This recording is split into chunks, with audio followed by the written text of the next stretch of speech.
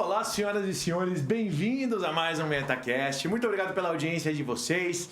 Tá no começo do programa, então não se esquece de deixar o like, se inscrever, ativar o sininho. Hoje a gente vai falar de um mercado diferente, mas antes disso, quero agradecer primeiro ao Fábio Matos, que como vocês sabem é o CEO da CoinLivre, nosso patrocinador, que está aqui para entrevistar com a gente hoje. Isso aí, pessoal. Boa tarde, bom dia, boa noite a todos, né? É isso aí. Bom, e aquele negócio, né? Já marca os amiguinhos, já entra aqui no chat, o pessoal tá sempre no chat conversando. O objetivo de hoje desse bate-papo é tentar atualizar vocês de um mercado que a gente normalmente não fala aqui. Não é que não fala por preconceito, alguma coisa assim, mas é porque a gente não tinha achado pessoas ainda que estão nesse mercado dando um passo adiante. Independentemente de blockchain qualquer coisa, é para entender como é que o mercado está evoluindo. Esse mercado especificamente, eu não vou chamar de soluções financeiras, porque especificamente agora a gente vai falar sobre seguros. Mas no final das contas, e talvez seja esse o grande plot twist, seguros deixou de ser uma coisa simples e começou a ser uma solução financeira que eu acho que ajuda muito mais as pessoas que estão interessadas. Então, vamos lá. Vou apresentar para vocês o Ricardo. Tá, o Ricardo ele é sócio e especialista técnico de seguros na 360 Group. Sabe que eu odeio ler, mas assim... Quando é uma área que eu não conheço tão bem, é mais fácil dar uma olhada para não cometer nenhum erro. Então, primeiro de tudo, queria agradecer a tua presença aqui e vamos conversar um pouco desse assunto, certo? Nada, eu que agradeço aí o convite de estar participando. É uma honra. Na verdade, era tão um sonho mesmo, assim, uma vontade de participar de um podcast e mostrar um assunto tão relevante e que muitas vezes é muito negligenciado. Né? Então, é um assunto que é de extrema importância e as pessoas não dão muito valor para isso. Eu peguei você ainda estava lá, não sei se você ouviu, a gente está falando aqui no backstage, né? Ele falou assim, não sei se faz muito sentido falar da parte técnica de seguro. Eu falei, mas eu tenho certeza que não vale. Porque imagina essa live a gente falando extremamente, olha, porque esse seguro tem essa vantagem, esse percentual. Eu falei, eu queria que as pessoas entendessem que esse mercado mudou. Não é mais vendedor de Bíblia que bate na tua porta. Entendeu? Tipo, o mercado ficou muito mais inteligente, muito mais estratégico. Então faz sentido trazer alguém para falar justamente sobre isso. Tinha falado com o Vinícius, você está aqui agora, e deu uma oportunidade numa segunda vez trazer o Vinícius junto e fazer uma discussão mais ampla, porque o 360 Group, já ia começar por essa pergunta, não é só isso, é também isso. Você é sócio, né? Sim. Então me dá um geral, né? Primeiro de tudo, né? O que é o grupo que você trabalha, o que vocês fazem, e depois, se você quiser, como é que você chegou nesse mercado, e aí te toca a partir daí. Vamos lá. O que é a 360 Group hoje? Na verdade, a CEO da empresa, ela está no escritório agora, ela foi fundada, ela trabalha com a parte de seguros e investimentos há quase 30 anos. Né? Então, hoje, o grupo é formado basicamente por 3 empresas. A corretora de seguros, a empresa de offshore, que é investimentos e seguro voltado para o mercado externo, tá? Para pessoas assim, mais qualificadas, que tem um perfil de investimento e seguros. Investimentos e seguros, para um mercado mais específico. E também temos o investimento local, que é da plataforma Safra, né? Que a gente tem um banco aí de 186 anos. Então, ela traz aqui para a gente um ambiente de propício para a gente trabalhar com o cliente consultivo. Então, a gente sempre faz um planejamento com o cliente, envolvendo áreas de proteção e de investimentos. Eu vou dar um exemplo muito básico. Eu não sei se vocês já foram em algum stand de consultoras com algum corretor de imóveis, e eu vi isso pela primeira vez justamente nesse exemplo, por isso que eu vou trazer para vocês. Quando você vê um corretor de imóveis e um consultor de imóveis, você vê a diferença ali. Quem que é o especialista e quem é o estratégico. O corretor, ele pode entender muito de vários projetos diferentes, ele vai saber te explicar da melhor maneira possível. O consultor, ele vê o estratégico. Ele vai entender a tua situação financeira, ele vai saber até te falar se... Lindo, não compra um apartamento, não é agora que é isso para você. Então ele vê a situação como um todo, inclusive trabalha com várias marcas diferentes. E aí eu vou usar esse gancho agora para voltar para você. Né? Eu tinha até te perguntado antes, me explica, o que vocês fazem B2B, B2C? As soluções de vocês é para empresa repassar, é só para empresa, soluções B2C? E aí, quem que é teu cliente? Vai? Nosso cliente é aquele que a gente oferece as soluções, seja ela para uma pessoa física ou para uma pessoa jurídica. Da pessoa jurídica, ela pode repassar isso para os seus colaboradores, os seus funcionários, enfim. Tá? Então, a gente trabalha nessas duas áreas, sempre de forma consultiva, apresentando soluções. A gente busca soluções no mercado local, seja para proteção, investimento, ou para soluções lá fora, tanto para investimentos quanto para seguros. Cara, eu vou te falar uma coisa. Eu fiz faculdade de administração, né? Numa faculdade de economia eu fiz administração, e eu sempre lidei da seguinte maneira, né? Eu gosto do lado de finanças corporativas, não investimentos financeiros. Eu sempre falei isso para mim mesmo. E é porque são dois lados da mesma moeda, né? Então, assim, você tem crédito e débito invertido para tudo que envolve investimentos, bancos e seguros. Então, é quase numa mesma categoria. Então, ouvir falar de seguros e investimentos no mesmo lugar faz total sentido, até no ponto de vista se você vai fazer uma DRE, um balanço da sua própria vida. É mesmo porque uma coisa complementa a outra. Também concordo, é parte do bolo. Eu vou jogar agora a pergunta pro Fábio, na verdade, só pra poder comentar, porque você fez um comentário que de fato é verdade, né? Por que a gente nunca trouxe ninguém aqui de seguros, nem que fosse alguém que parte do que faz de seguros, né? A gente nunca viu ninguém falar sobre isso de blockchain, Web3, AI, não que precise. Mas por que você acha que isso é um assunto que não é debatido? Ou pelo menos que não é um assunto, um ativo que não é abordado no nosso mercado? Opinião mesmo, sei lá. Exatamente. E até é bacana porque, assim, eu sou assessor de investimentos.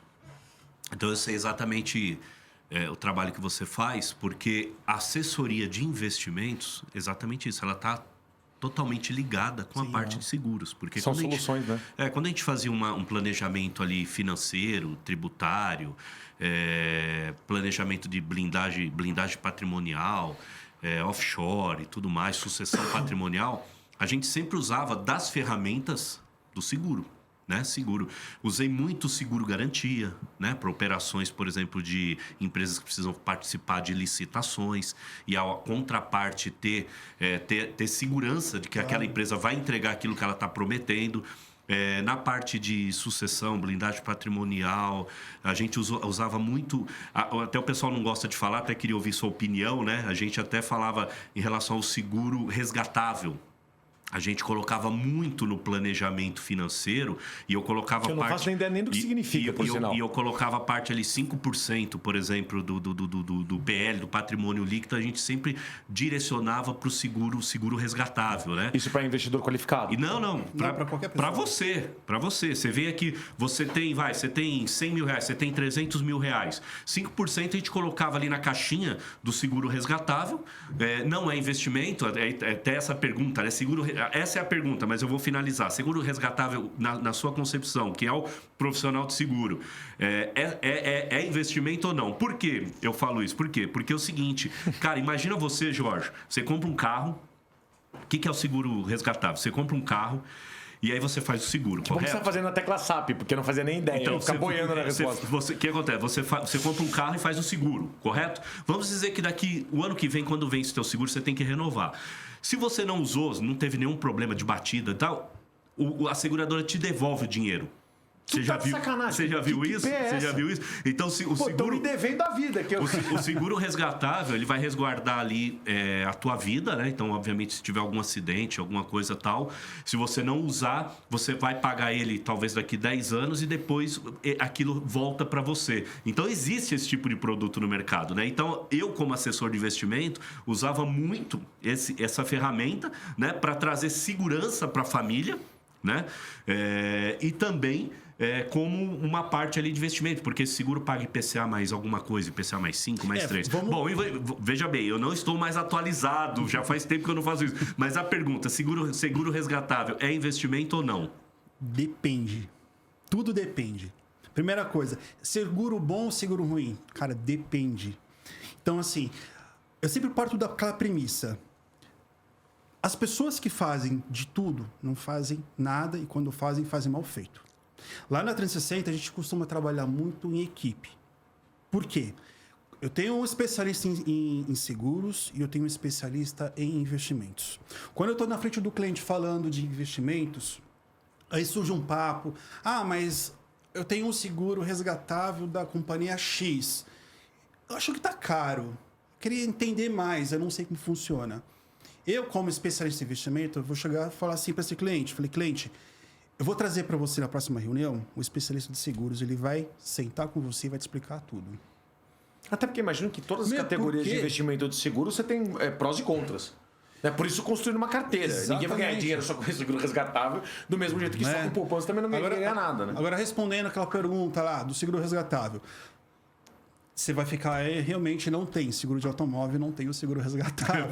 Obviamente, não tem. né? Foi um exemplo, mas não tem. Então, que assim, pena, né? Senão as companhias quebram. Quebra. Né?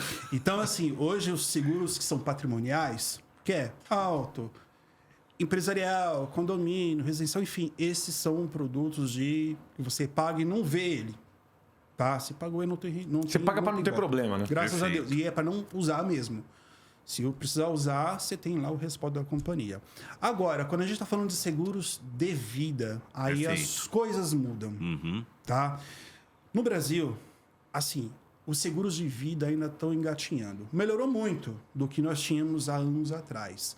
Hoje a gente tem produtos mais evoluídos. Eu não conheço tá? ninguém que tenha seguro de vida. Ou ninguém que eu tenha perguntado sobre... Mas assim, ninguém da minha família, ninguém tem seguro de vida.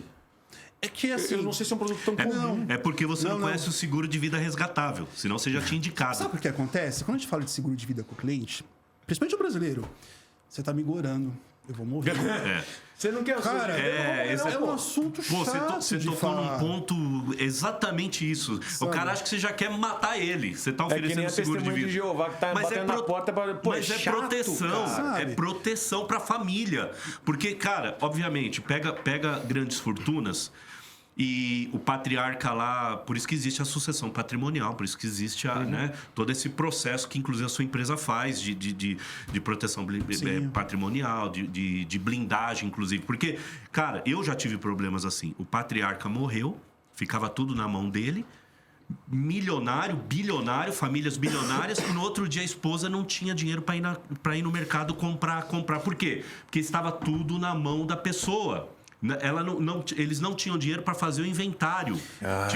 Tiveram que dilapidar patrimônio para fazer inventário. O seguro é para isso. E ainda mais quando é um seguro resgatável, que depois de tantos anos, eu não sei mais o technical case, você pode até explicar, mas depois de tantos anos, se você não usar, aquilo retorna para você corrigir do IPCA, entendeu? É isso? Estou falando besteira? Não, isso é certo. Isso é um dos grandes males do Brasil. O brasileiro não tem aquela cultura... Assim, eu digo desde a escola, educação gente não é precavido, financeira. né? A gente não tem Boa. na escola educação financeira. Tá um projeto rolando lá, enfim, mas ainda tá longe. Não, é o que eu falo. Né? O médico que tem 2 pós-graduações, mestrado, o PhD e o escambau, não sabe o que é juros simples e composto. Porque ele nunca teve A gente aprende na escola mínimo, máximo, múltiplo, E sei lá, acabou. comum, Mas que isso- nunca vai usar e não aprende educação financeira. Não aprende, exatamente. Isso é uma coisa cultural. Se vê médicos ganhando 50, 60 pau por mês e não tem R$1 na carteira. Mas por quê? Porque ele não teve educação financeira lá no ginásio, lá no ensino fundamental. Fato. E isso reflete na nossa sociedade hoje.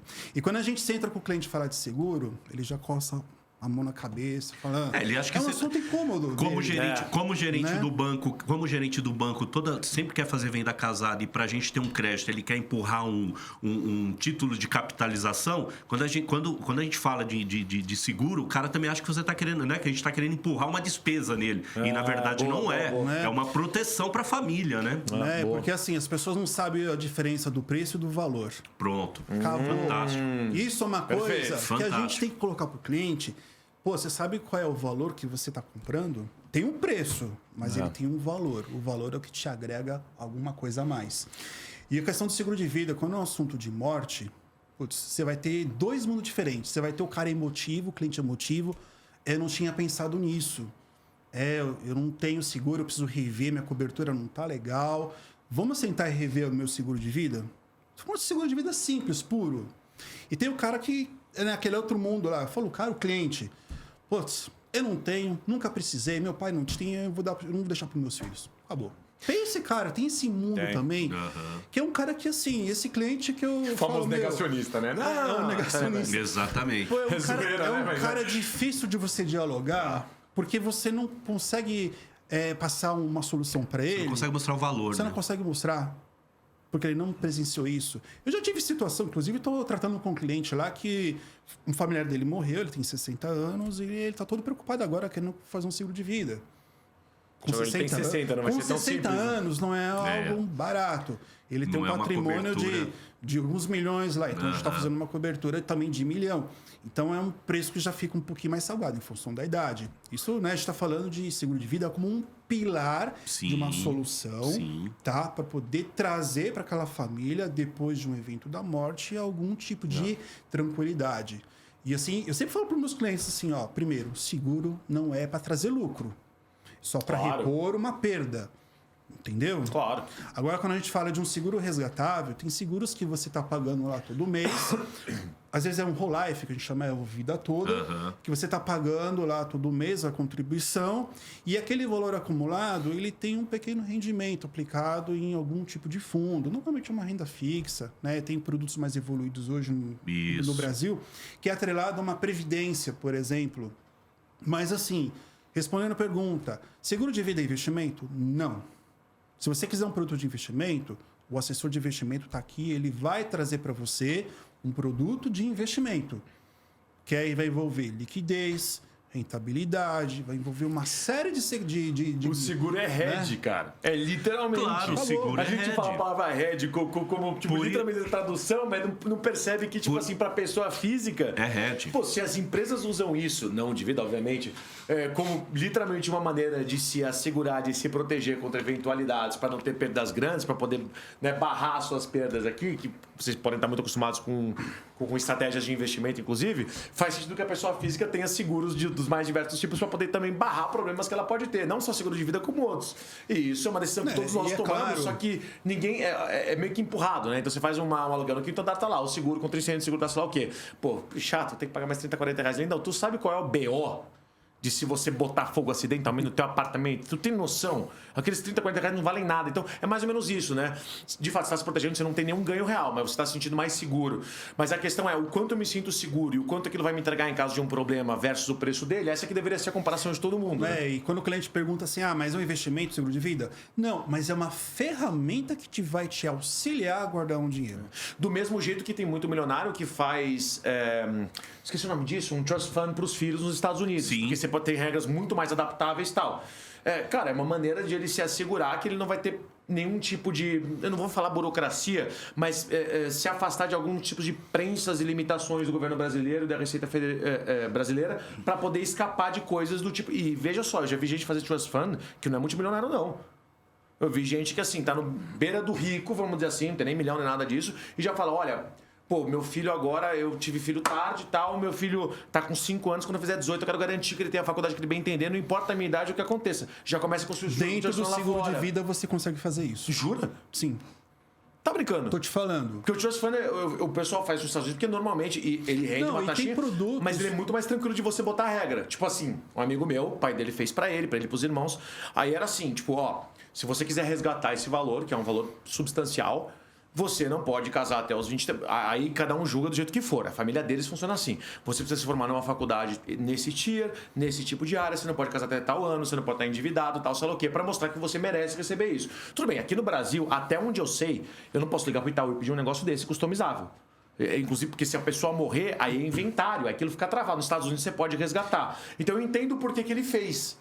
Eu só nunca imaginei que tivesse alguma coisa minimamente parecida que pudesse ser feita aqui no Brasil, porque pra mim o inventário é meio que supremo, sabe? Trava tudo. É multidisciplinar, né? Na verdade. Por isso que eu falei, o seguro depende de cada pessoa. Boa. A gente monta o planejamento para o cliente e o seguro de vida é o pilar principal. E a gente consegue, dentro do seguro de vida, desenhar para ele, dentro daquele período que a gente chama mais vulnerável, que é dos 30 aos 50 anos, que é ascensão de capital. Eu tô vulnerável.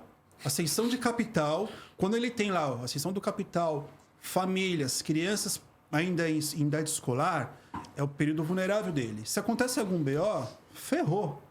A partir dos 50, 60 anos, ele já está pensando na aposentadoria. Ele tem necessidade de seguro? Tem em função do patrimônio, mas não em função já mais dos filhos. Agora, ele pode, durante esse período de contribuição do seguro de vida, formar um capital até que os filhos atinjam lá os 18, 20 anos por uma faculdade. Ele tem essa possibilidade. Deixa eu fazer um comentário que vocês tinham falado antes que eu achei interessante, né? Que aquele negócio do... se oferece um certo produto e já tem uma resistência natural a ele. Eu dei o exemplo até do vendedor de Bíblia e tal. Mas olha que interessante, porque isso tem uma similaridade muito grande com o nosso mercado também. Quantas vezes a gente não tem que desconstruir para depois construir? Quantas vezes eu já falei isso? Você vai para uma reunião até com um dono de banco e tal, gente, olha, vamos lá, peraí, não é Bitcoin, nada disso, vamos lá, vamos falar sobre CRI, CRA, precatório, enfim, vamos falar sobre outras coisas, uma tecnologia melhor que, portanto, garante uma rentabilidade melhor. Só que você passa muitas vezes, Fábio tá aqui para me desmentir, muitas vezes você passa mais tempo de uma reunião de 1 hora para desconstruir, para depois construir. E é um tempo perdido surreal. Uma venda de seguro se faz em 5 minutos. A construção da motivação Simples. Que é outra coisa. Porque você trabalha com o emocional. Você fala com o cliente assim, você trabalha a vida inteira. Você precisa manter isso para você ter lá na frente dos familiares uma memória de você. O que você vai deixar de legado? Casa? Sua casa? Tem até pra invalidez, né? Tipo assim, a partir do momento que você não pode mais trabalhar e já... Antes de você deixar um patrimônio para os seus herdeiros, você tem que deixar memória. O que foi? Mesmo depois da morte, de morto, ele deixou para nós um legado de um volume, de um dinheiro, de uma indenização que está ajudando esposa, filhos, por algumas gerações. E tem outra. Quanto mais você construir em vida, mais complicado é o processo depois do inventário e mais custoso ele vai ser. Então, quanto mais você construiu, mais caro vai ser para tua família ter acesso àquilo que você construiu. Complicado isso, E eu vou além. O seguro de vida, além de proteger os beneficiários do segurado, ele protege o assessor de investimento. Por quê? Imagina lá, eu tenho meu cliente, eu sou assessor de investimento, tenho meu cliente lá, ele tem lá aplicado comigo 5 milhões, arredondando. Se acontece alguma coisa com esse cliente, seguro de vida, ele morreu, a família vai tirar o dinheiro. Prejuízo pro assessor. Esse cliente tem lá 5 milhões aplicado, ele não tem um seguro saúde decente, a família ou ele vai tirar o dinheiro do investimento para poder pagar um seguro, um tratamento caro. Porque no Brasil, a gente tem uma certa relevância em termos de saúde e tal, de medicina. Fora que mas os ativos não são travados ou liquidados na morte da pessoa. Não, ele vai de dilapidar patrimônio. Fato. Se não tiver um seguro de vida, vai dilapidar mesmo que patrimônio. seja um seguro de vida, aqueles que a gente chama de prateleira, aqueles de renovação anual, que todo ano muda o custo, enfim. Mesmo que seja um desse, vai de uma certa forma ajudar o cliente, pelo menos em um momento lá. E vai proteger também o assessor. Cara, isso é muito importante. Porque o assessor tem aquela coisa assim, investimento, trazer, formar carteira, mas esquece de proteger aquilo. O que ele está protegendo é ele mesmo, não só o cliente dele, né, em termos de seguro de vida. E eu vejo, colocar um ponto, né? Talvez as pessoas que acabam assistindo a gente falam, pô, a gente está falando aqui de milhões, de sucessão, de trust, de offshore, disso, aquilo. Pessoal, vamos desmistificar isso daí. Seguro de vida é sim para qualquer faixa etária de renda. Eu falo isso porque imagina que hoje, não sei se o Jorge vai concordar, mas a gente já algumas vezes já conversou com isso. Já conversou sobre isso. Essa geração, nossa geração aqui de 30 anos, talvez, é uma geração que não consegue comprar mais imóvel, não consegue... comprar carro, é uma questão de acesso e não mais de... Não consegue acumular imóveis. Vamos falar de imóveis, vamos falar de tijolo. Não consegue acumular imóveis como os nossos pais fizeram. O meu pai na minha idade tinha 2 filhos, 2 carros, 2 apartamentos, sei lá o quê. Então, qual que era o investimento dos meus pais? Comprar imóvel. Era acumular imóvel durante a vida. A minha geração apaga incêndio. A nossa geração... A gente apaga incêndio. A minha geração mas apaga incêndio. Foi isso que eu falei. Mas por quê? Só para finalizar, só para concluir o raciocínio. Então, quando a gente fala em seguro de vida, seguro de vida resgatável, é para os nossos pais. É pra gente, porque imagina, vamos lá, seu pai tem 2 imóveis, o meu tem 2, o seu tem 2. A hora que infelizmente morrer, cara, aquilo ali vai ter um inventário, aquilo ali vai passar por um processo que no Brasil é altamente tributado. Isso, um estado predatório, né? Não dá pra esquecer. Você entendeu? Então, se você não tiver um seguro, se o seu pai, sua mãe... E aí eu tô falando não tô falando de milhões, não. Tô falando de 1 imóvel, 2 imóveis. Se você não tiver um seguro, você filho, nós vamos ter que dilapidar patrimônio, sim. Vai ter que dividir essa conta com o irmão ou não, vender carro, para fazer o inventário, para você conseguir... buscar aquele crédito. Você tem um crédito, só que ele é ilíquido. E se você não passar pelo inventário, você não consegue liquidar aquilo ali. Ele está todo imobilizado. Então, assim, um dado muito triste que a gente tem no Brasil é que o seguro de vida deveria ser como nos Estados Unidos. Aqui no Brasil, para você ter uma ideia, a tributação em São Paulo varia de 4% a 8%. A gente vê aquelas filas, anos e anos para resolver o inventário. Por quê? Porque não tem um seguro de vida simples. Exatamente. Que custa, sei lá, R$50 por mês, nem isso. Uma coisa ridícula. Ninguém se preocupa com isso até acontecer. Exatamente. Até da BO, né? E a gente vê aquela coisa assim... Negócio, eu não conheço uma pessoa que fez seguro pro celular que não foi assaltada antes e perdeu o celular. Você só corre atrás. A hora que você sofre a dor. Depois que você passa o BO. Só que nesse tipo de coisa, não dá pra você morrer depois voltar. Meu amigo, não tem como ressuscitar. É assim, né? E voltar 50 anos no tempo. Quando não é no amor, é na dor. Não tem jeito. Pois é, e é uma coisa triste esse número, porque, não deveria ser assim. E está em trâmite no Congresso rever esse percentual. Estão se falando em 20%. Quer dizer, se você tem lá um patrimônio de 1 milhão entre uma casa, um dinheirinho guardado, Você tem carro, que ter você tem 1 milhão guardado você tem que ter lá. 200 mil para Fora desenrolar. de novo o Você tem- processo que vai ser custoso, o percentual que os advogados pegam. Quando você vai vendo, sobrou P nenhuma, meu irmão. Já era, você tem que vender imobilizado, tem que ter autorização do juiz. E, pô, isso demora, meu. E outra, Demora. se o seu pai tem hoje 1 milhão em bens e precisa de 200 mil para o inventário, você teria hoje uma liquidez de 200 Não é de mil? jeito nenhum. Fora o tempo, né? Que mesmo você tendo a toque de caixa, o inventário não sai tão Não, rápido não, assim. não. Ele Diferente, demora. igual você falou nos Estados Unidos, que já está previsto. Quando a gente faz a sucessão patrimonial e abre né, as offshore, e depois abre o investimento via uma LLC lá nos Estados Unidos, por exemplo, você já está a empresa, a LLC é dona do teu investimento e não o CPF. É diferente. Esse é o processo, né? Então, quando a pessoa morre, você vai passar o quê? Você vai dividir para os beneficiários cotas daquela empresa, cotas daquele investimento, e não necessariamente pegar o CPF e passar a cessão de direito daquilo Mas as para o cotas, elas próximo, são né? tributadas também, né? Também. Com certeza. Né? E assim, lá nos Estados Unidos, só para ter nível de comparação, qual a Sim, diferença exatamente. de mundo. Lá é um mercado de seguros mais evoluído do mundo. Ponto. E é cultural. Então, assim, deu a maioridade, 16 anos nos Estados Unidos, 18, não sei, já tem um seguro de vida. Por quê? A sucessão nos Estados Unidos é 40%. Aham. É muita coisa. É muita cara. Então, assim, lá é desde sempre o seguro de vida. E é muita gente que tem e o custo é baixo. Se não houver um seguro de vida, em 2 gerações acabou o patrimônio da pessoa. O negócio falou, vem de berço, né? Vem de berço. E ó, mais um né? dado, hein? Nos Estados Unidos, se você trabalha que nem um desgraçado e fica rico, você é visto como um herói. Aham. Aqui no Brasil, se você trabalha que nem um desgraçado e fica rico, você fez igual um maracutaia. O milionário, Exatamente. ele é visto com maus olhos no Brasil.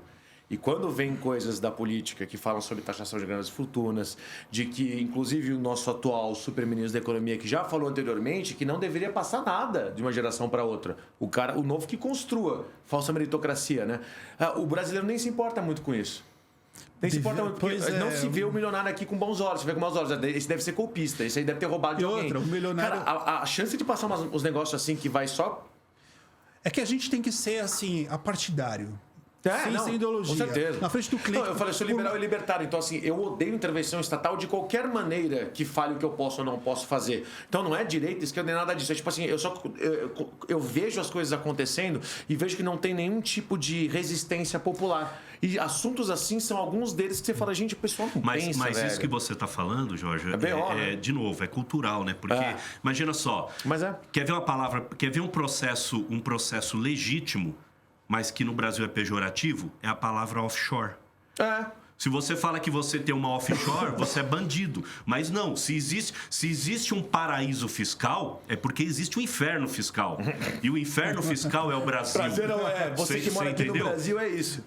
E é triste isso, porque, pô, os grandes milionários são os grandes empresários, é o que criam empregos. Qual é a dificuldade de entender isso? Pobre, ele só é a mão de obra. É ruim falar isso, mas é a verdade. Os milionários querem sobretaxar? Ok, eu saio do Brasil. Acabou, é simples isso. Porque agora vem a taxação dos fundos exclusivos, né? Mais Que é essa. o imposto dos super Mais uma, ricos, né? né? Mais Fundo essa. exclusivo é a forma do empresário se proteger. Agora, e o fundo exclusivo, qual que é o benefício? Qual que era o benefício? O benefício é você vai aportando ali, você põe acima de 10 milhões, você vai aportando, vai tendo investimentos e você não é taxado. Se você ficar com aquele fundo e não liquidar ele em 40 anos, você não é taxado. Você é taxado depois no ganho de capital lá quando a família, Quando os você filhos retira o valor. forem liquidar. Agora você vai ter come-cotas. Que é a taxação nos fundos, né? Multimercado de renda fixa. Agora vai ter come-cotas, ou seja, você vai pagar, a pessoa vai pagar durante o período o come-cotas anual, né? Pois é, e por isso que eu sempre digo, é um trabalho árduo, solitário do corretor 2.0. Perfeito. Eu falo 2.0 porque nós não somos mais aquele corretor. A minha pergunta é sobre isso, justamente. Com A a próxima Bíblia já é sobre debaixo isso. do braço, batendo de porta O em porta. senhor Isso- gostaria do fundo A? Não, isso dá, não cara. existe, cara, esquece. dá. Isso não existe. Hoje tem lá o corretor 2.0, né? Que é o consultor. É o cara que ele tem que saber entender de tudo, não precisa saber de tudo, mas entender o que está falando e vai trazer a solução com uma equipe por trás.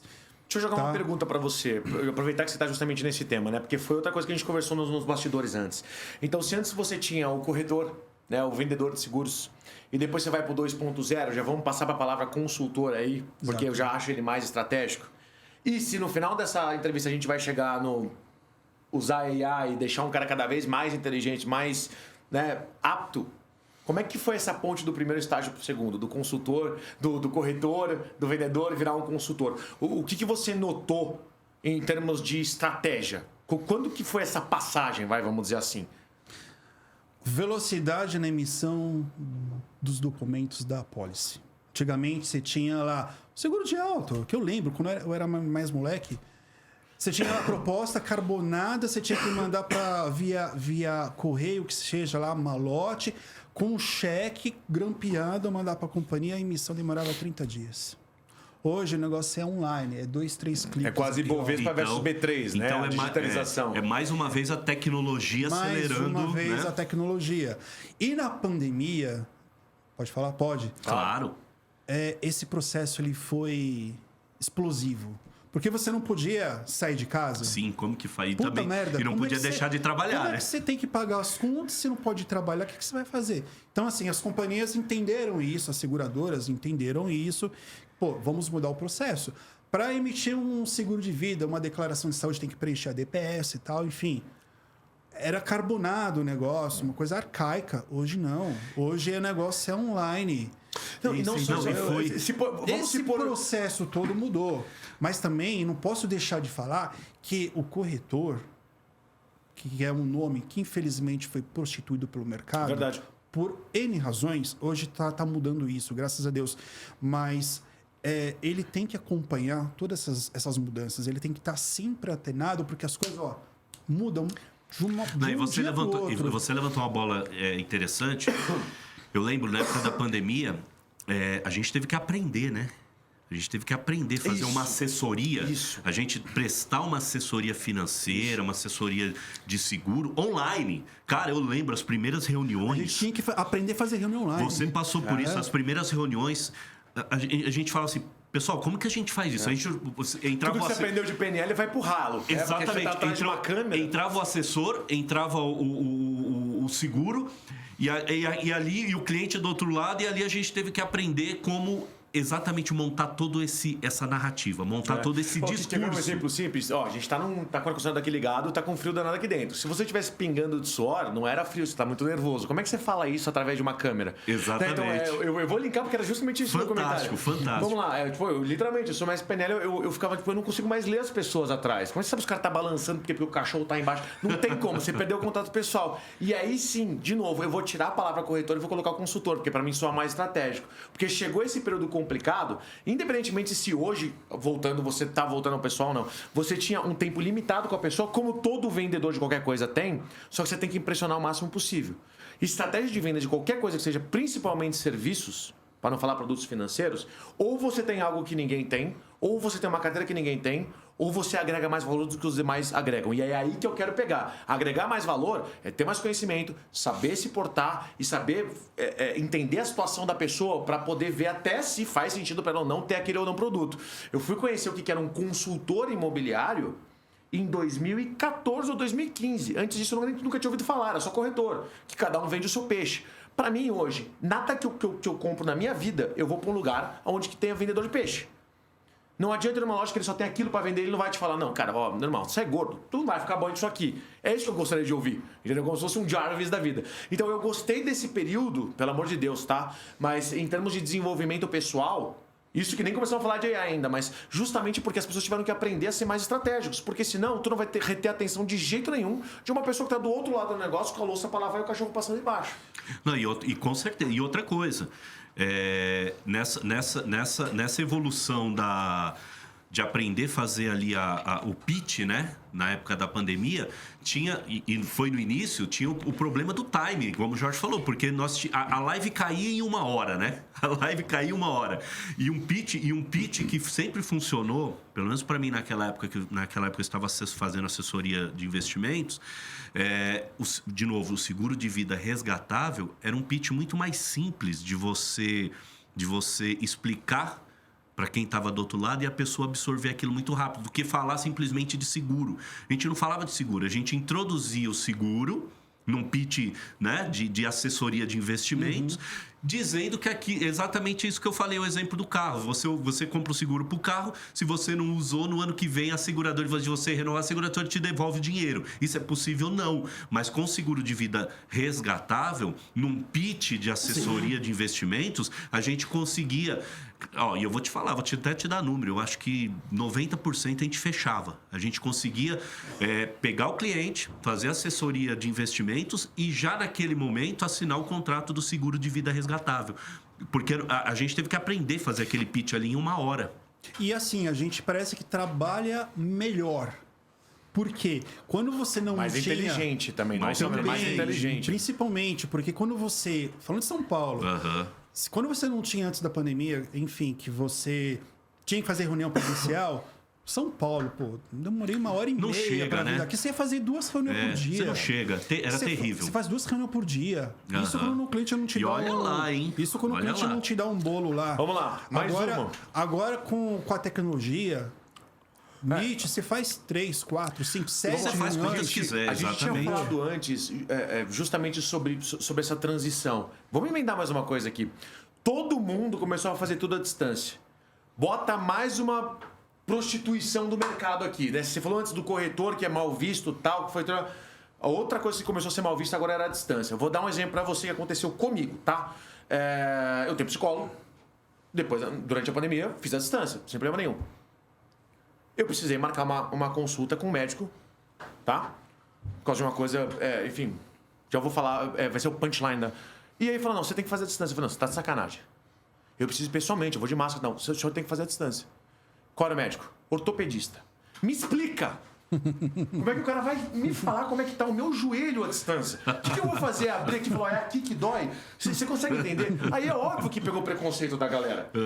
Tudo pareceu assim, a distância não dá. Essa reunião é que no nosso trabalho é tão consultivo e tão estratégico que eu acho que as pessoas não veem tanta diferença. Eu gosto de pessoal. Mas tem muitas outras que começou a parecer totalmente, mais uma vez, prostituído. Qualquer um faz tudo à distância. Cara, não é assim. Não é. Não é assim. Mas, de fato, tem skills que você vai ter que desenvolver que talvez você nem tivesse antes. Exatamente. O treinamento, se tem um treinamento padrão para um tipo de profissional, depois que foi para lá, eu não sei como é que essas empresas de prestação de serviço fizeram. Se mudou todo o treinamento, se fez um workshop diferente, alguma coisa assim. Porque, de fato, a tratativa, você, ao invés de poder usar a folha, sei lá o quê, um computador aqui, você tem que pegar e compartilhar a tela. Eu não sei como é que foi isso. Então, eu vou jogar a pergunta pro teu lado, né? Essa transição dentro da tua área, porque pelo que você me falou, já está no mercado há um tempinho. Como é que foi essa transição, essa adaptação? Não só para você, mas seus colegas, tua empresa. Não, ela foi super tranquila. Não teve, porque assim, lá na 360 a gente tem um back-office lá, que eles estão sempre com essa atualização. Então, cada companhia tem um processo diferente, ela tem uma normativa diferente. Então, a gente foi juntando aquilo e aprendendo aquilo. Se é a forma de trabalho da companhia A ou da companhia B, a gente aprendeu como é que eles trabalham. Esse é o jogo? Então, vamos trabalhar nesse jogo. Se é rápido, se é devagar, aí é outra coisa, aí é da parte da companhia. Mas assim, falando de seguro de vida, eu não trabalho com companhias generalistas, porque que eu te falei lá no início, quem faz tudo não faz nada e quando faz mal feito. Pato, né? Não nada Acabou. bem, não voa bem. Não... Então assim, se eu vou falar de seguro de vida, eu vou colocar 2 ou 3 companhias especialistas naquele produto de seguro de vida, porque elas só fazem aquilo. Eles são especialistas.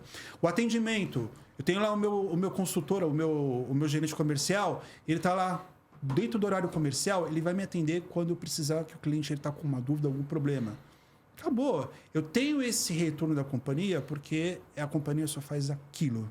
Então, eu já parto desse princípio de que eu tenho o retorno da companhia em função do atendimento. E eu não vou vender um seguro de vida de milhões de uma companhia que trabalha com seguro de carro. 0800, cara, vai passar por uma triagem lá até chegar, falar com a pessoa. Cara, produto de faz prateleira ou sentido custo isso. de consultoria financeira de seguros. Né? Você quer produto barato? Pode ser seu banco lá, seu gerente, ele precisa de meta lá. Não só barato, genérico. Literalmente, produto de prateleira, genérico. Cobre tudo. Eu já trabalhei em banco. Nossa, você quer ver uma coisa? Tem um dado que eu vi esses dias, que eu fiquei... Esses dias, já faz um tempo. Que é assim, lá nos Estados Unidos, existe Tem uma empresa que logo depois do 9/11 fez um seguro que cobria, mas principalmente seguro contratos terroristas. Tá? E aí, essa mesma empresa tinha um segundo seguro que cobria tudo, inclusive atos terroristas. Qual que vendeu mais? Mesmo preço. O específico. Mas esse também cobria. Olha como a percepção da pessoa muda completamente a estratégia de venda. Quando eu olhei, eu falei assim, não é possível, mas eu não cobria tudo. Mas o foco do coisa de venda vendeu mais o outro. Claro que é muito melhor para a companhia. Bom, fiz esse exemplo por quê? Porque a gente, inclusive, na gravação anterior, falou sobre uma coisa que eu aprendi na faculdade, que eu não sabia o que era, que é seleção adversa. Né? E o Bugarin, meu professor, ele dava justamente seguros como maior exemplo. Então, o que é seleção adversa? É quando os clientes de uma determinada empresa são justamente os piores clientes que você pode ter. Exemplo, né? Se uma empresa de seguro, de plano de saúde, por exemplo, né? Chega para você e fala, olha, o nosso plano cobre sei lá o que lá e custa 1.000, 2.000, 5.000, 10.000. Quem é que vai aceitar? Aquele que acha que custaria muito mais para ele se ele não pagasse aqueles 1.000. Quem é que vai num rodízio de carne? Aquele que é por R$100, aquele que acha que comeria mais do que R$100 em carne. Então você sempre está com o pior cliente possível. Queria jogar para o teu lado. Dado que isso é uma dinâmica inerente do serviço de vocês, para mim faz sentido, não é nem uma pergunta, é uma afirmação do meu lado, mas eu quero ouvir do teu também, que um consultor ou uma empresa tem os dois lados. O seguro e o financeiro. Porque você consegue fazer um hedge dessa posição, você consegue, de um lado, infelizmente você vai pegar um cliente que não é tão bom assim, porque, né? Eu acabei de explicar, mas do outro lado, você pode aproveitar aquele perfil para poder oferecer outros produtos que fazem sentido para ele e que te cubram nessa operação. Fez muito sentido. Cliente que briga por um preço de seguro de carro é o que vai dar problema. É o cara que vai dar BO. Porque ele te troca por R$10 por outro concorrente lá, pro corretor de pastinha debaixo do braço, porque é conhecido, porque ficou R$10 mais barato, é o cara que te vai dar problema. É o cara que vai dar sinistro, é o cara que vai te encher o saco, que vai te ligar na sexta-feira, quando você já está começando a abrir uma latinha para tomar uma, é o cara que te vai ligar porque precisa resolver aquilo na hora. É um tipo de cliente que existe, não vou negar, mas eu prefiro não estar atendendo esse cliente às 6 horas da tarde. Desde que seja uma segunda-feira, mas não na sexta. Então, assim, R$10 de diferença de custo, falou, ó, eu acho que você não é perfil... Não é o preço, é valor. Aí né? A pessoa não está buscando assessoria, ela está buscando preço, né? É bem diferente. Não, é diferente. Né? É diferente. Sabe um outro ponto que eu vejo? A gente porque assim, todos nós aqui estamos envolvidos com tecnologia, né? Metacast, estamos aqui em podcast, a CoinLivre, que é uma tokenizadora, uma VASP, dentro desse novo formato infraestrutura, inclusive que o Banco Central é o melhor case do planeta, né? Fazendo o real digital, com o Drex e tal. Por que eu estou falando isso? Porque, voltando aqui, olhando para os nossos pais, né? Meu pai se aposentou, minha mãe se aposentou e eu não tenho perspectiva de me aposentar. Nem pago aposentadoria, eu nunca nem fui CLT. Então, por que eu falei isso, né? Eu quero trazer essa situação toda de tecnologia com aposentadoria, porque é exatamente isso. Eu sou de uma geração atrás do Jorge. Eu tô achando maravilhoso o teu discurso, porque assim, se existe uma geração que tá precisando falar com 360 financeiro e seguro, é a nossa. E é a nossa que tá ligando. É isso. Porque então, deixa eu só concluir, né? Porque talvez o Jorge é mais novo que eu. Então, o Jorge, obviamente, é de uma geração mais nova. E aí tem a geração... E aí, por exemplo, tem a geração dos meus pais. Meus pais, os dois se aposentaram. Eu não tenho perspectiva. E já sou uma geração atrás dele. Imagina ele, então, né? Mas aí eu falo, com esse mundo de tecnologia, startups e tudo mais que a gente tem visto, né? Como que está o mercado de previdência privada? Porque... Obviamente, né? O mercado de previdência privada, ele inclusive ajuda o governo, né? Porque quando a gente fala numa previdência privada e a gente tem vários produtos dentro dessa caixinha, né? Que é uma previdência privada, um PGBL, um VGBL, que dependendo do teu rendimento anual, você vai para um ou para o outro, dependendo do teu objetivo, se é realmente aposentadoria ou se é até como forma de investimento, de você se policiar, ter uma disciplina de você estar aportando ali, depois de um certo tempo você pega aquilo para fazer alguma outra coisa na sua vida, tal, mas Como que está o mercado de previdência privada? Realmente o mercado de previdência privada tem feito mais sentido para gerações mais antigas? Não tem feito, está crescendo, está caindo por causa. Como que está o mercado? Porque obviamente esse mercado também não está na tecnologia, que é o ponto final da minha colocação. Esse mercado não está. Eu não vejo ninguém mais falando sobre isso, né? Então você pode falar um pouquinho para gente? A gente lá 360, a gente dá aula de educação financeira. Que legal. Para uma instituição. Ó, cupom de desconto MetaCast, hein? Para uma instituição que é a parte de seguros, a parte de investimento, comportamento empresarial, enfim. E é jovens de 14, 15, 16 anos. Essa juventude que a gente tem hoje não sabe o que é um seguro, não sabe como é que faz o investimento, mal sabe eles que a partir de R$100 por mês dá para começar a fazer uma previdência.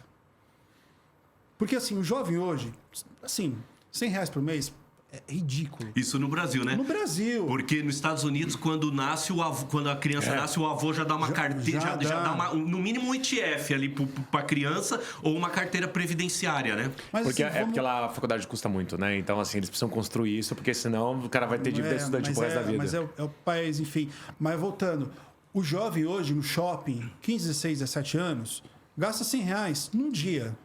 Dentro de um shopping. Meia hora. Mas não consegue. Dá 120 por pessoa. Mas não consegue guardar R$100 no mês. Aí você vê a diferença. Por quê? Não custa um dia. Onde está o erro dessa equação, né? Aí a gente vê que volta naquela parte deficitária que nós temos, que é a educação financeira, que nós não temos desde sempre. Porque se nós tivéssemos, hoje o jovem estaria consciente de que, R$100 por mês me garantiria daqui a 50 anos uma aposentadoria tranquila. Exatamente. Se a gente sabe...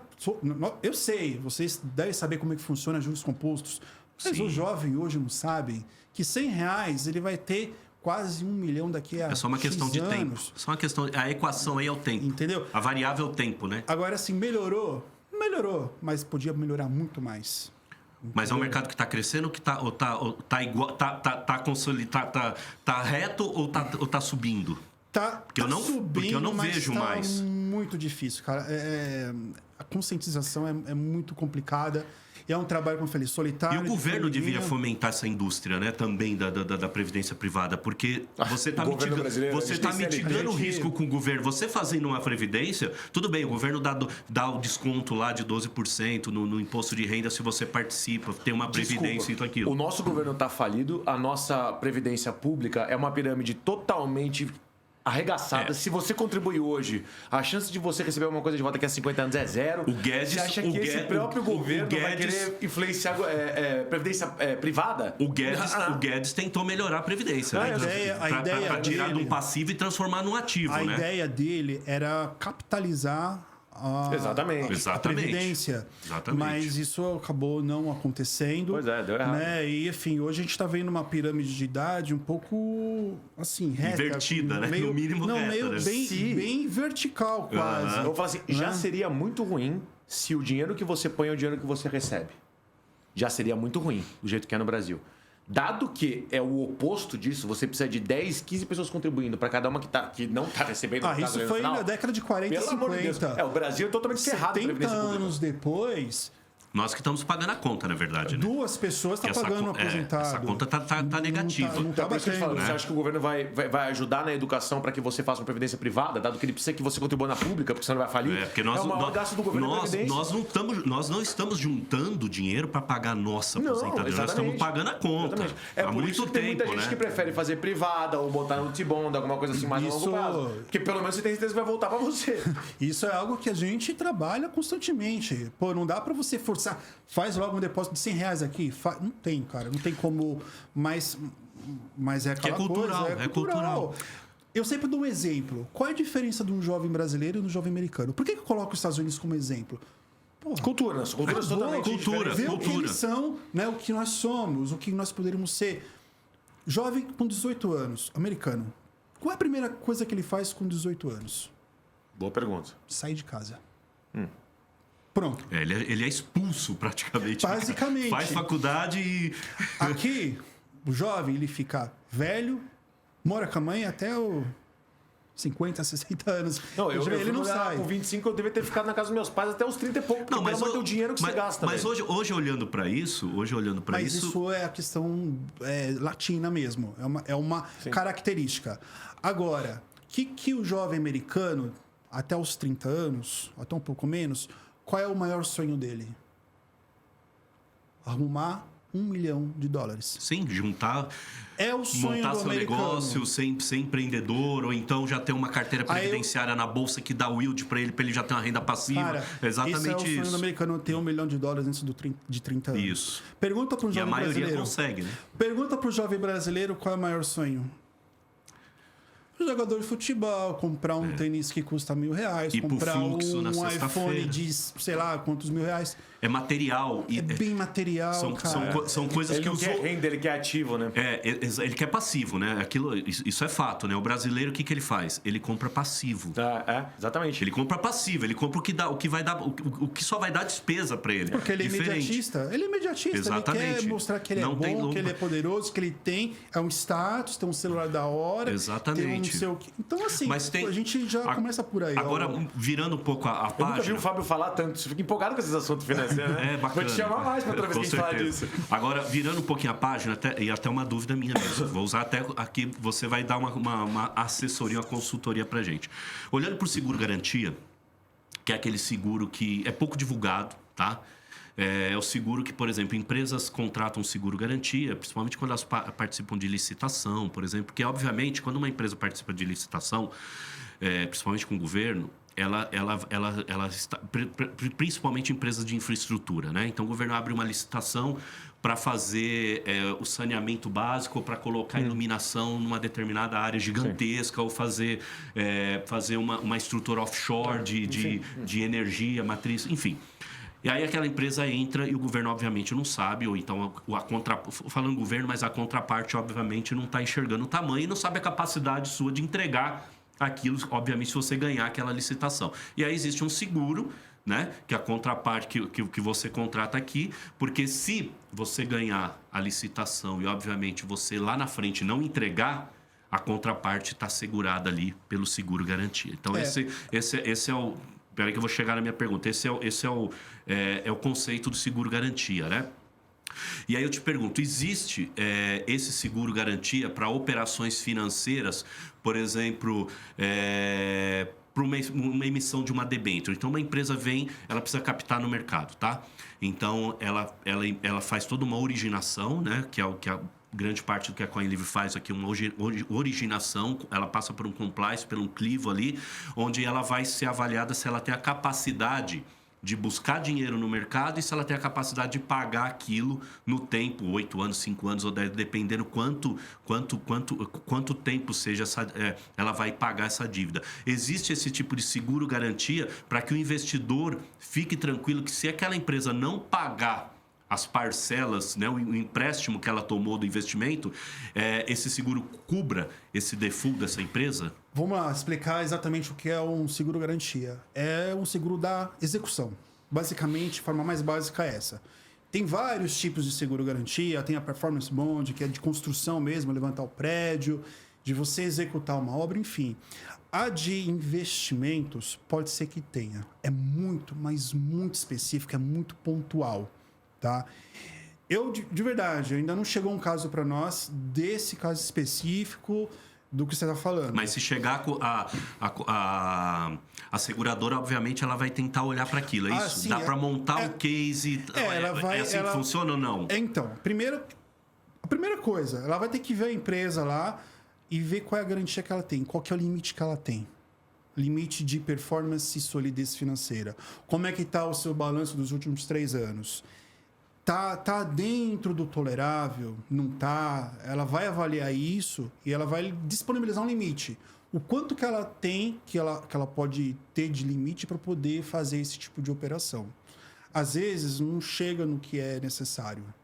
Então, é muito específico isso. Tem sim, mas não são todas as companhias. É uma ou outra que faz isso e olhe lá. Né? Então, é muito pontual isso. Mas tem.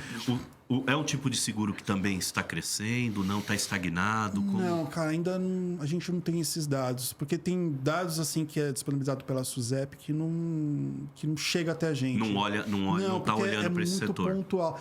Envolve CVM, envolve vários órgãos aí. Então, números aí é um pouco complicado de estar trabalhando e de ser colocado no mercado. Porque como os bancos têm o FGC, que é o Fundo Garantidor de Crédito para Renda Fixa, né? Que cobre até R$250 mil por CPF, no máximo em 4 instituições, né? Poderia ter, sim, um seguro-garantia que empresas originadoras, como, por exemplo, XP, nós, isso, aquilo, nós pudéssemos agregar isso no produto e garantir, né? Mitigar esse risco. Mercado, isso é algo que pode ser, de repente, aberto, uma discussão. Fazer uma operação estruturada, trazendo um produto desse, plugando um produto desse, né? Pode ser que seja desenvolvido ainda um tipo de produto específico para isso. Né? Principalmente se precisar de entes gigantescos, né? Sim, esse que me incomoda. Porque os números não são pequenos para esse tipo de operação. Perfeito, exatamente. Não, números grandes. Deixa eu te fazer uma última pergunta, até porque nosso tempo está acabando. Eu queria... a última etapa, né, do que eu falei antes, né? Então agora passamos pelo pandemia, já estamos falando mais do corretor 2.0, como você falou. Cara, vem na minha cabeça o seguinte: se você oferece alguma coisa para uma pessoa e ela desconhece o produto, ou desconfia dos detalhes, ou não sabe se aquilo é procedente ou não, ela pega no ChatGPT e coloca lá: realmente esse produto aqui é o melhor de todos? E ela vai ter uma opinião lá, porque o ChatGPT basicamente tem muita informação e processa muita informação. Como é que tem sido para vocês lidar com essa nova onda de AI? Tanto a concorrência na obtenção de informação, quanto a utilização de AI dentro da empresa de vocês para potencializar a atividade de vocês. Cara, eu tenho medo. Porque, não, de verdade, a inteligência artificial, ela é, basicamente, um ser humano em dobro, ao quadrado. Ela faz as tarefas rapidinho, com uma coisa assim, uma coisa impressionante. Inclusive, eu até estou escrevendo um artigo lá, devo colocar segunda-feira lá na rede, sobre a cibersegurança, um assunto tão importante e tão negligenciado. Aí envolve a inteligência artificial. Ela vem para o bem, mas ela também pode vir para o mal. Claro. Basicamente é isso. Então, assim, dentro do mercado securitário, ela vai ajudar nós de diversas maneiras, tá? Por exemplo, dados de um cliente específico que está acontecendo alguma coisa, ela vai trazer isso tudo para a gente. A gente vai ter internet disponível, a gente vai ter todos os ganchos lá e a gente consegue trabalhar com... As análises acima de tudo, né? Porque esse é o grande poder da AI, a análise. Então, quando a gente agora fala de cibersegurança, que é um seguro que existe para isso, aí o negócio é mais embaixo. Porque a gente está falando de proteção de dados pessoais, segurança de áreas empresariais, que envolve propriedade intelectual, segurança nacional, aí entra a inteligência artificial. Cara, eu estava vendo esses dias agora, você está filmando aqui a gente, você coloca no inteligência artificial, eles colocam um deepfake lá pra gente, falando coisas que não existem, coisas com 30 segundos de captação de imagem e de áudio já consegue emular tudo. Impressionante. Então eu estou falando com vocês em português, mas ao mesmo tempo tem a tradução simultânea para o inglês, para qualquer outra língua, uma coisa absurda. O que não impede de pessoas com má intenções usar a inteligência artificial, de abrir contas online, enfim, que fraudam, né, ou que utilizam o nome de uma pessoa para poder tirar vantagem. Isso é algo que traz para a gente uma coisa... eu fico um pouco assustado com isso, de verdade. Ajuda em muitos casos, mas também pode atrapalhar, né? O meu comentário final assim, a AI para mim é uma máquina fundamental para a obtenção e análise de informação. Ela faz com que seja desnecessário o especialista. Porém, ela faz com que as pessoas queiram ou se obriguem a ser generalistas, e isso sempre é muito bom. A pessoa vai ter um acesso muito mais fácil à informação. E por causa disso, e por não ser mais um diferencial do profissional obter a informação, agora ela vai ter que saber interpretar a informação e adaptar essa informação obtida para o objetivo dela, seja para vender alguma coisa, seja para montar uma estratégia, sei lá o quê. Então, essa parte eu acho muito boa. Claro, sempre tem as coisas negativas. Toda tecnologia tem ponto positivo e negativo. Mas se as pessoas olharem para a AI como realmente uma ferramenta, que é o que ela é hoje, né? Lembrando, a AI não toma decisão nenhuma, né? A AI é uma ferramenta de estatística e análise. Ela cospe informações baseadas em histórico de pesquisa. Só que ela é ultra rápida. né? Ela faz trabalho de 300 pessoas ao mesmo tempo e ainda mais assertivo do que essas 300 pessoas e, obviamente, muito mais rápido. Então, o ponto é, ela é uma máquina super poderosa se você não tiver travado no mercado anterior. O computador de nada ajuda se você continuar querendo ser um datilógrafo. Sim. Né? O carro nada ajuda se você quiser continuar andando a cavalo. Esse é o ponto. Então, eu acho que ele é uma ferramenta muito poderosa e eu acho, honestamente, é achismo mesmo, porque eu não estou no teu mercado, que muitos consultores vão perder emprego por causa disso, porque podem se recusar a virar generalistas. Estão mais acomodados, não do jeito negativo, a serem especialistas. Então, o cara vai aproveitar a carteira dele e vai continuar do jeito que ele está. E isso pode acabar fazendo o que ele morra ao longo do isso tempo. vai ser para todas as profissões. Concordo. Vai deixar de ter advogado, vai deixar de ter médico, vai deixar de ter consultor, vai deixar de ter vão ter todos professor. eles, só que eles vão virar mais generalistas. Só que, assim, as pessoas que estão usando a inteligência artificial vai ficar burra. Pronto. É uma possibilidade. Porque perde a pesquisa, né? Perde. De novo, depende Esse é o problema, do teu né? ponto de vista. Se você está usando só para poder obter informação e ligando o F para todo mundo, não preciso entender sobre nada porque aqui me responde. Concordo com você. Além de alienado, a pessoa vai ficar literalmente desacostumada a pensar. Senso crítico zero. Isso é fato. Agora, se você usa do ponto de vista de... peraí, é só deixar a aba aberta. Eu tenho um histórico de perguntas lá. Eu vou ensinando para a AI as coisas que eu quero de informação para eu poder sempre voltar aqui. Se você... tem na tua cabeça que você quer aprender com aquilo, usar aquela ferramenta para dar um boost no teu aprendizado, seja você um jovem tentando aprender para a prova, seja você um corretor tentando aprender para ser aí sim virar um consultor mais rápido do que ter que esperar 5, 10 anos de experiência. Acho que eu falei, o consultor ele tem que estar sempre antenado e sempre aprendendo. E a inteligência artificial tá aí, vai ficar e vai pendurar por muitos anos. A gente vai ter que saber trabalhar com ela. Parte do dia a dia. Não contra ela, porque a gente vai perder. Com certeza. A gente vai ser com ela. É que nem ser contra a internet ou contra o computador, né? Não existe. Então, assim, a gente vai ter que tirar proveito... Contra a blockchain. Adivinhar não, a gente vai ter que achar meios de trabalhar com ela para poder ganhar o nosso pão mesmo, entendeu? Então, a gente vai perder, por exemplo, dubladores. A inteligência artificial, ela tá para isso, mas volto a repetir, ainda vai ter uma certa resistência porque o ser humano precisa do ser humano, sempre em algum momento. Com certeza. Entendeu? Como eu falei, a AI ela não faz nada, ela analisa. Sem o ser humano não adianta nada. Sem alguém por trás do prompt não adianta em absolutamente nada se ser super inteligente.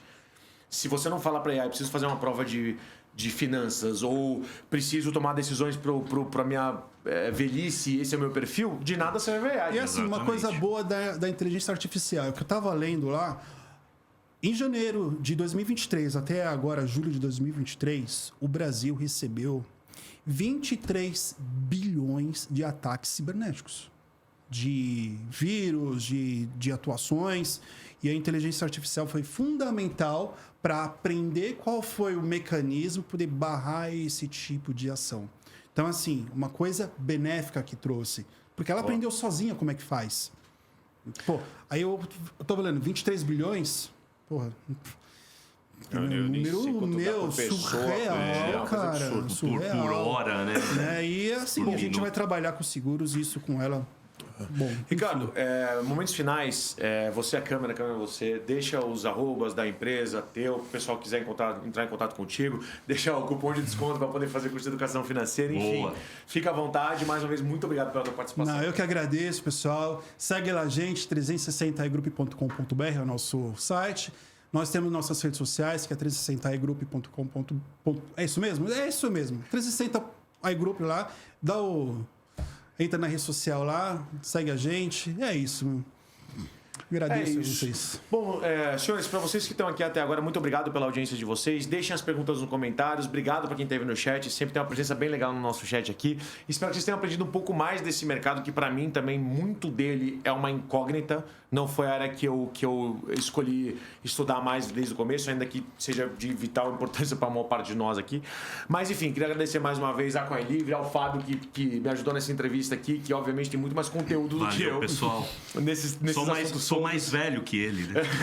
Tu já tá preocupado em morrer, né? Isso. Caramba, vai ser desmonetizado, certeza. Quero não. Mas, enfim, gente, muito obrigado, Cabide, muito obrigado. Pessoal, até a próxima. Tchau, tchau. Tchau, tchau.